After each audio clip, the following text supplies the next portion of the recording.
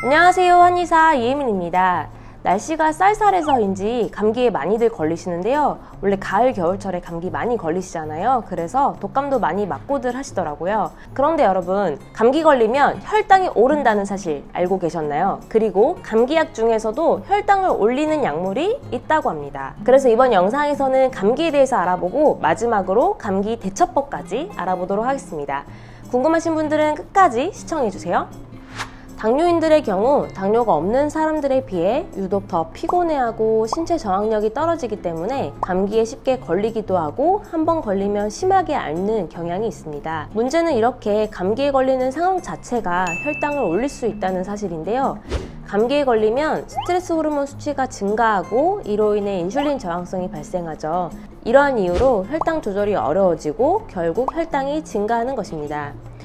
실제 진료를 해보면 유독 가을철, 겨울철에 감기 걸리는 분들이 많고요. 감기에 걸려있는 기간 동안에는 혈당이 올라가는 경우가 많습니다. 감기에 대해 이야기하려 하니 기억에 남는 분이 있는데요. 당뇨 초기에 치료받으러 오신 분이었어요. 치료 초반에 혈당이 잘 잡혀가고 있었는데 도중에 감기에 걸렸고 유독 감기가 너무 오래 가서 2달가량 치료가 지연됐던 분이 있었습니다. 이렇게 감기는 혈당을 올릴 수 있기 때문에 당뇨인들이 반드시 예방해야 합니다.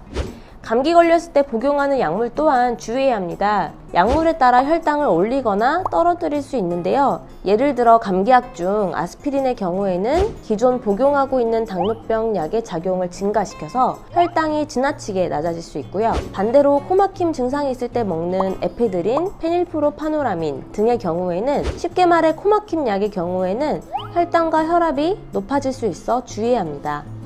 보통 감기 걸리면 종합감기약을 먹죠. 여기에 보통 코막힘 약이 들어있기 때문에 종합감기약을 복용할 때에도 혈당 조절이 잘 안 될 수 있습니다. 그리고 감기약 중에 물약도 있죠. 이 물약은 약간 단맛이 나는데요. 이 단맛 때문에 혈당이 오를 수 있고 물약에는 알코올 성분도 들어있어 혈당에 영향을 줄 수 있다고 합니다.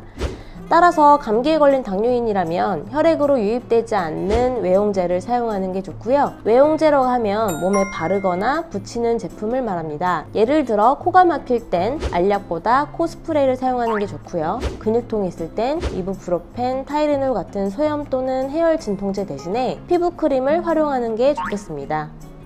그렇다면 감기 걸렸을 때 어떻게 해야 될까요? 감기는 우선 몸의 면역력이 떨어져서 생기는 문제죠. 그래서 감기 걸렸을 때는 푹 쉬는 게 좋습니다. 그리고 두 번째는 전기장판 등을 이용해서 몸에서 땀이 나게끔 하는 건데요. 땀이 배출되면서 감기 증상도 훨씬 완화될 것입니다. 그리고 마지막 세 번째는 계피차나 생강차 같이 달지 않는 차 또는 따뜻한 물을 수시로 마셔주는 것입니다. 감기 걸려서 혈당 올랐다고 당황하지 마시고 감기를 빠르게 대처하시길 바라겠습니다. 그럼 다음 영상에서 뵙겠습니다. 감사합니다.